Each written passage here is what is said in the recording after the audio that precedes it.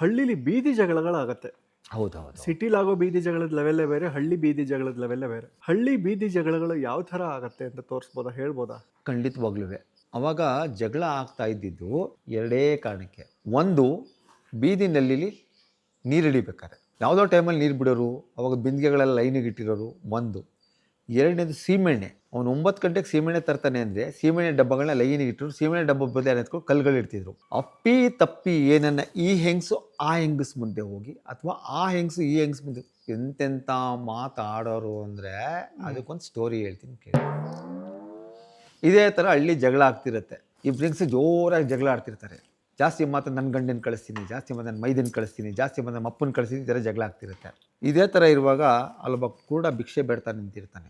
ಜಾಸ್ತಿ ಮಾತಾಡಿದ ಕೂಡನ್ನ ಕಳಿಸ್ಬಿಡ್ತೀನಿ ಅಂತಾಳೆ. ಎಲ್ಲ ಸೈಲೆಂಟ್ ಆಗಿಬಿಡುತ್ತೆ. ಸೈಲೆಂಟ್ ಆದಾಗ ಆ ಕೂಡ ಅಲ್ಲೇ ನಿಂತಿರ್ತಾನೆ. ಏನಪ್ಪ ಇನ್ನೂ ಇಲ್ಲಿ ನಿಂತಿದ್ದೆ, ಭಿಕ್ಷೆ ಬೇಕಾ ಅಂತಾಳೆ. ಇಲ್ಲ ಅಮ್ಮ, ನೀವು ಅದೇನೋ ಜಗಳ ಆಡುವಾಗ ಹೇಳಿದ್ರಲ್ಲ ಕೂಡನ್ನ ಕಳಿಸ್ತೀನಿ ಅಂತ, ಅದಕ್ಕೆ ಕಾಯ್ತಾ ಇದ್ದೀನಿ. ಅಷ್ಟು ಕೆಟ್ಟ ಕೆಟ್ಟ ಮಾತುಗಳು. ಬೇಜಾರಾಗೋದೇನೆಂದರೆ ಇವತ್ತಿನ ದಿನ ಅದು ನೋಡೋಕ್ಕೆ ಸಿಗ್ತಾಯಿಲ್ಲ. ಆ ಜಗಳಗಳು ಸಿಗ್ತಾಯಿಲ್ಲ, ಬುಡುಕಿಯವ್ರು ಸಿಗ್ತಾಯಿಲ್ಲ, ಮಾರಮ್ಮ ಆಡ್ಸ್ಕೊಂಬರ್ತೀರ ಅವ್ರು ಸಿಗ್ತಿಲ್ಲ. ಎಲ್ಲ ಇಂಥ ಹಳ್ಳಿಯ ಸೊಗಡೆಲ್ಲ ನಶಿಸಿ ಹೋಗ್ತಾ ಇದೆ. ಮುಂದಿನ ಮಕ್ಕಳಿಗೆ ಅದೆಲ್ಲ ಗೊತ್ತೇ ಆಗಲ್ಲ. ಈಗಿನ ಮಕ್ಕಳು ಬೈಯೋದು ಒಂದೇ, FCK ಅಂತ ಬೈದ್ಬಿಟ್ಟು ಸೈಲೆಂಟ್ ಆಗಿಬಿಡ್ತಾರೆ. ಅದ್ರ ಅರ್ಥ ಗೊತ್ತಿಲ್ಲ, ಪರ್ಥ ಗೊತ್ತಿಲ್ಲ.